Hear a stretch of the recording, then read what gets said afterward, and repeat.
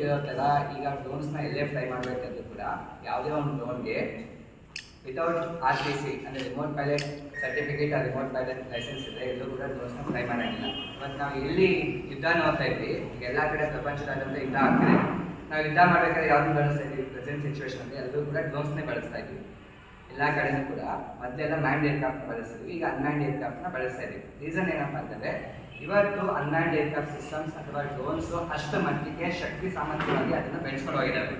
ಅದನ್ನು ಫ್ಲೈ ಮಾಡಲಿಕ್ಕೆ ಎಲ್ಲದಕ್ಕೂ ಕೂಡ RTC ರಿಮೋಟ್ ಪೈಲಟ್ ಸರ್ಟಿಫಿಕೇಟ್ ಅದಕ್ಕೆ ಮ್ಯಾಂಡೇಟ್ರಿ. ನಾವು ಕಾರ್ ಓಡಿಸ್ಲಿಕ್ಕೆ ಯಾವ ಥರ ಡ್ರೈವಿಂಗ್ ಲೈಸೆನ್ಸ್ ಬೇಕಾಗುತ್ತೋ ಅದೇ ಥರ ಡ್ರೋನ್ ಓಡಿಸ್ಲಿಕ್ಕೆ ಲೈಸೆನ್ಸ್ ಅನ್ನೋದು ಮ್ಯಾಂಡೇಟ್ರಿ. ಆ ಲೈಸೆನ್ಸ್ನ ಯಾರು ಎಲ್ಲಿ ಕೊಡ್ತೀವಿ ಅಂತಂದರೆ directorate general of civil aviation government of India ಅದರ ಕಡೆಯಿಂದ ಅಪ್ರೂವಲ್ ತಗೊಂಡಿರ್ತಕ್ಕಂಥ ಸಂಸ್ಥೆಗಳಂತ remote pilot training organisation RPTO ಅಂತ ಸಂಸ್ಥೆ ಕಡೆಯಿಂದ ನಾವು ಹೆಂಗೆ ಡ್ರೋನ್ನ ಕಾರು ಮತ್ತು ಬೈಕ್ನ ಡ್ರೈವ್ ಮಾಡಲಿಕ್ಕೆ ಯಾವ ಥರ RTOಗೆ ಹೋಗ್ಬಿಟ್ಟು ಟ್ರೈನಿಂಗ್ ತೊಗೊತೀವೋ ಅದೇ ಥರ RTOದಲ್ಲಿ ಲೈಸೆನ್ಸ್ ತೊಗೊತೀವೋ ಅದೇ ಥರ ರಿಮೋಟ್ ಪೈಲಟ್ ಟ್ರೈನಿಂಗ್ ಆರ್ಗನೈಸೇಷನಲ್ಲಿ ಅಥರೈಸ್ ಆರ್ಗನೈಸೇಷನ್ ಆಗಿರೋ ಕಡೆ ಗೌರ್ಮೆಂಟ್ ಹತ್ರ ಲೈಕ್ ಈ ಥರ ಅಥರೈಸೇಷನ್ ಆಗಿರುತ್ತೆ, ಅಥರೈಸೇಷನ್ ಕಾಪಿ ಎಲ್ಲ ಇರುತ್ತೆ. ನಮ್ಗೆ ಯಾವುದೇ ಒಂದು ಸಂಸ್ಥೆಗೆ ಹಾಕ್ಬೇಕಿದ್ರೆ ಇಲ್ಲಿದೆ ಅಲ್ವಾ, directorate general of civil aviation government of India certificate of authorisation. ಇದು ನಮ್ಮ ಸಂಸ್ಥೆ ಅಥರೈಸೇಷನ್. ನಮ್ಮ ಸಂಸ್ಥೆ ನೇಮ್ ಬಂದ್ಬಿಟ್ಟು Krishi agri drones LLP RPTO remote pilot training organisation. Located ಆಗಿರೋದು number 220 3rd floor Mustur village, Gerahalli post, Chikkaballapur taluk and district. Flying area ಬಂದ್ಬಿಟ್ಟು number 12 and 100, survey number K Devarahalli, Kolapathi post, Chintamani taluk, Chikkaballapur district. ಅಲ್ಲಿ ನಮ್ಮ ಫ್ಲೈಯಿಂಗ್ ಏರಿಯಾ ಇದೆ. ಇಲ್ಲಿ ಈ ಅಪ್ರೂವ್ಡ್ ಆಗಿರೋ ಸಂಸ್ಥೆಯಲ್ಲಿ ಮಾತ್ರನೇ ನೀವು ಟ್ರೈನಿಂಗ್ ತಗೊಂಡ್ರೆ ಅಲ್ಲಿ ನಿಮಗೆ ಲೈಸೆನ್ಸ್ ಸಿಗುತ್ತೆ. ಆ ಲೈಸೆನ್ಸು ಎಂಟೈರ್ ಪ್ಯಾನ್ ಇಂಡಿಯಾದಲ್ಲಿ ಎಲ್ಲಿ ಬೇಕಾದ್ರೂ ನೀವು ಕೂಡ ಆರಿಸ್ಬೋದು. ಡ್ರೈವಿಂಗ್ ಲೈಸೆನ್ಸ್ ತೊಗೊಂಡ್ರೆ ನಾವು ಎಲ್ಲೆಲ್ಲ ಕಾರ್ನ ಓಡಿಸ್ಬೋದು ಇಂಡಿಯಾದಲ್ಲಿ, ಅದೇ ಥರ ಅಥರೈಸ್ ಆಗಿರೋ ಆರ್ಗನೈಸೇಷನ್ ಲೈಸೆನ್ಸ್ ತೊಗೊಂಡ್ರೆ ನೀವು ಇಂಡಿಯಾದಲ್ಲಿ ಎಲ್ಲಿ ಬೇಕಾದರೂ ಡ್ರೋನ್ಸ್ನ ಫ್ಲೈ ಮಾಡ್ಬೋದು. ಮತ್ತು ಟರ್ಮ್ಸ್ ಆ್ಯಂಡ್ ಕಂಡೀಷನ್ಸ್, ಕಾರು ಮತ್ತು 4-ವೀಲರಲ್ಲಿ ಹೆವಿ ವೆಹಿಕಲ್ಸು ಮತ್ತು ಚಿಕ್ಕ ವೆಹಿಕಲ್ಸ್ ಯಾವ ಥರ ಇದೋ ಅದರಲ್ಲೇ ಕ್ಲಾಸಸ್ ಇದ್ದಾವೆ, ಸ್ಮಾಲ್ ಮತ್ತು ಮೀಡಿಯಮ್. ಇಲ್ಲಿ ನೋಡಿದ್ರೆ ನಿಮಗೆ ಸ್ಮಾಲ್ ಮತ್ತು ಮೀಡಿಯಮ್ ಇದೆ.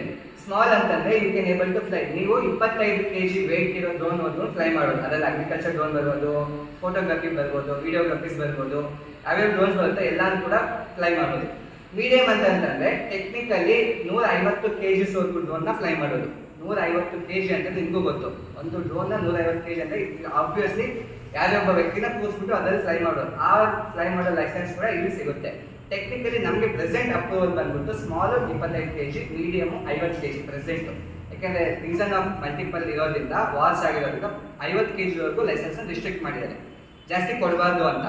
ಪ್ರೆಸೆಂಟು ಈಗ A ಟ್ಯಾಕ್ಸಿ ಬರ್ತಿದೆ. A ಟ್ಯಾಕ್ಸ್ ಎಲ್ಲರಿಗೂ ಗೊತ್ತಿರುತ್ತೆ. A ಟ್ಯಾಕ್ಸ್ ನಾವು ಹೆಂಗೆ ವಿಮಾನ ಬಳಸಿದ್ರು ಅದೇ ಥರ A ಟ್ಯಾಕ್ಸಿ.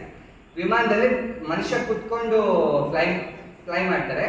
A ಟ್ಯಾಕ್ಸಲ್ಲಿ ಪರ್ಸನ್ನು ಕುತ್ಕೊಳ್ಳೋದಿಲ್ಲ, ಇಲ್ಲೇ ಕುತ್ಕೊಂಡು ಒಂದು ಪ್ಲೇಸಲ್ಲಿ ಗ್ರೌಂಡ್ ಕಂಟ್ರೋಲ್ ಸ್ಟೇಷನಿಂದ ನಾವು ಫ್ಲೈ ಮಾಡೋದನ್ನ A ಟ್ಯಾಕ್ಸಿ ಅಂತ ಹೇಳ್ತೀವಿ. ಕಮಿಂಗ್ ವಿತ್ ಮ್ಯಾನುಫ್ಯಾಕ್ಚರಿಂಗ್ ಮೇ ಅಲ್ಲಿ A ಟ್ಯಾಕ್ಸಿ ಮತ್ತು ಏರ್ ಆಂಬ್ಯುಲೆನ್ಸ್ನ ಮ್ಯಾನುಫ್ಯಾಕ್ಚರಿಂಗ್ನ ಸ್ಟಾರ್ಟ್ ಮಾಡ್ತಾ ಇದ್ವಿ. ಪ್ರೆಸೆಂಟು ನಮ್ಮದು ರಿಜಿಸ್ಟರ್ ಸಂಸ್ಥೆ ಬಂದು ಶಿಡ್ಲಘಟ್ಟ, ಆಪರೇಷನಲ್ ಆಫೀಸ್ ಬಂದು ಚಿಕ್ಕಬಳ್ಳಾಪುರ, ಆ್ಯಂಡ್ ಫ್ಲೈಯಿಂಗ್ ಏರಿಯಾ ಬಂದು ಚಿಂತಾಮಣಿ ತಾಲೂಕಲ್ಲಿ ಕೋರ್ಲಪತಿ ಅಂತ ತಲಕಾಲ್ಬೇಡ ಅಂತ ಬರುತ್ತೆ. ಅದಾದಮೇಲೆ ಆಸ್ ಈಗ ಬೆಂಗಳೂರಲ್ಲಿ ಹೊಸ ಬ್ರಾಂಚು ನೆಕ್ಸ್ಟ್ ಮಂತಲ್ಲಿ ಅಪ್ರೂವಲ್ ಆಗ್ತಿದೆ. ದೆನ್ ಅದು ಬಿಟ್ಟು ಆ್ಯಂಡ್ ಅಪ್ಕಮಿಂಗ್ ಪ್ರಾಜೆಕ್ಟಲ್ಲಿ ದುಬೈ ಮತ್ತು UK ನಮ್ಮ ಸಂಸ್ಥೆ ಕೂಡ ಬರ್ತಾ ಇದೆ. ಆ್ಯಂಡ್ ವೆರಿ ಕ್ಲಿಯರ್, ನೀವು ಯಾವುದೇ ಡ್ರೋನ್ನ ಫ್ಲೈ ಮಾಡಬೇಕು ಅಂತಂದರೆ ಬಿ ಕಾಷಿಯಸ್, ವಿತೌಟ್ ಲೈಸೆನ್ಸ್ನ ಮಾಡೋಂಗಿಲ್ಲ.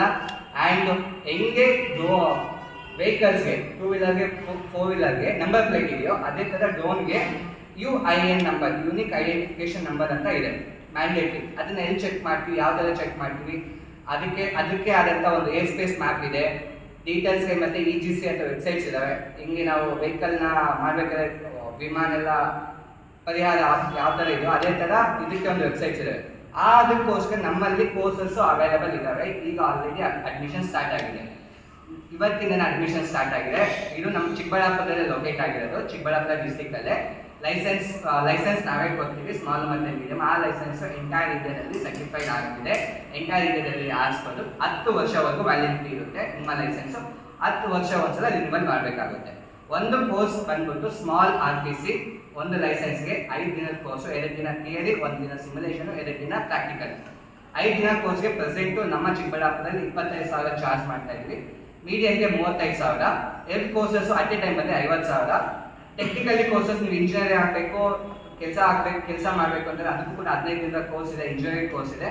ಇವೆಲ್ಲನೂ ಕೂಡ valid, verified from government of India. ಅದಕ್ಕೋಸ್ಕರ ಡಾಕ್ಯುಮೆಂಟ್ಸ್ ಕ್ಲಿಯರ್ ಆಗಿ ತೋರಿಸಿದ್ವಿ. ಬೇರೆ ಸಂಸ್ಥೆ, ಬೇರೆ ಪ್ರಮೋಟರ್ಸ್ ಕೂಡ ಫೇಕ್ ಐಡೆಂಟಿಫಿಕೇಶನ್, ಫೇಕ್ ಇದು ಮಾಡ್ತಿರೋದ್ರಿಂದ ಯು ಕ್ಯಾನ್ ವೆರಿಫೈ. ನಮ್ಮ ವೆಬ್ಸೈಟ್ನ ಎಲ್ಲ ಕೂಡ EGCA ವೆಬ್ಸೈಟಲ್ಲಿ ನಮ್ಮ ಸಂಸ್ಥೆ ಡಿಸ್ಪ್ಲೇ ಆಗಿರುತ್ತೆ. ಆ್ಯಂಡ್ krishiabhidrones.in ಅನ್ನೋ ವೆಬ್ಸೈಟ್ ನಮ್ಮದೇ ಆದಂಥ ಸಂಸ್ಥೆ ಇದೆ, ಎಲ್ಲನೂ ಕೂಡ ನೋಡ್ಬೋದು. ರೈತರಿಗೆ, ಎಸ್ಪೆಷಲಿ ನಮ್ಮ ಚಿಕ್ಕಬಳ್ಳಾಪುರ ರೈತರಿಗೆ ಯಾರಾದರೂ ಅಡ್ಮಿಷನ್ ಆಗೋದಿದೆ, ಎಲಿಜಿಬಲ್ ಕ್ರಿಟೇರಿಯಾ ಬಂದ್ಬಿಟ್ಟು 10th ಪಾಸ್, ಮಿನಿಮಮ್ 10th ಓದಿರಬೇಕು, ಮತ್ತೆ ಮೆಡಿಕಲಿ ಫಿಟ್ ಆಗಿರಬೇಕು, ಮೆಡಿಕಲ್ ಫಿಟ್ನೆಸ್ ಸರ್ಟಿಫಿಕೇಟ್ ಕೊಡಬೇಕಾಗುತ್ತೆ. ಜೊತೆಗೆ ಅವರು 18 ವರ್ಷ ಮೇಲ್ಪಟ್ಟಿರಬೇಕು. 18 ವರ್ಷ ಮೇಲ್ಪಟ್ಟು 10 ವರ್ಷ 10th ಪಾಸ್ ಆಗಿರಬೇಕು. ನಮ್ಮ ಲೋಕಲ್ ಅವ್ರಿಗೆ ನಮ್ಮ ಕನ್ನಡದಲ್ಲೇ ಪಾಠ ಮಾಡ್ತೀವಿ, ತೆಲುಗಲ್ಲೇ ಪಾಠ ಮಾಡ್ತೀವಿ, ಇಂಗ್ಲೀಷಲ್ಲಿ, ಹಿಂದಿಯಲ್ಲಿ, ಯಾವ ಲ್ಯಾಂಗ್ವೇಜಲ್ಲಿ ಬೇಕೋ ಆ ಲ್ಯಾಂಗ್ವೇಜಲ್ಲಿ ನಿಮಗೆ ನಾವು ಪಾಠನ ಹೇಳ್ಕೊಡ್ತೀವಿ. ಮೆಡಿಕಲಿ ಫಿಟ್ ಅಂದ್ರೆ ಮೆಡಿಕಲ್ ಫಿಟ್ನೆಸ್ ಸರ್ಟಿಫಿಕೇಟ್ ಅಂತ ಹೇಳ್ಬಿಟ್ಟು ಒಂದು ನಮ್ಮ ಹತ್ರನೇ ಒಂದು ಫಾರ್ಮೇಟ್ ಇದೆ, ಮೆಡಿಕಲ್ ಫಿಟ್ನೆಸ್ ಸರ್ಟಿಫಿಕೇಟ್ ಅಂತ. ಅಂದರೆ ನಿಮಗೆ ನಾವು ಕೂಡ ಲೈಸೆನ್ಸ್ ಬಂದ್ಬಿಟ್ಟು VLOS ಅಂದರೆ ವಿಜುವಲ್ ಲೈನ್ ಆಫ್ ಸೈಟ್. ನಾವು ಎಷ್ಟು ದೂರ ಡ್ರೋನ್ನ ನೋಡ್ಬೋದು ವಿತೌಟ್ ಅಬ್ಸ್ಟೈಕಲ್. ನಾನು ಇಲ್ಲಿ ವಿತೌಟ್ ಅಬ್ಸ್ಟೈಕಲ್ಲು ನಾನು ಎಷ್ಟು ದೂರ ಇಲ್ಲಿ ಗೋಡೆವರೆಗೂ ನಾನು ಕಾಣೋಕ್ಕಾಗುತ್ತೆ, ಅಷ್ಟು ಮಾತ್ರ ನನಗೆ ನೋಡೋ ತಾಕತ್ತಿದೆಯಾ, ಕಣ್ಣು ಕಾಣುತ್ತಾ ಅಷ್ಟೇ.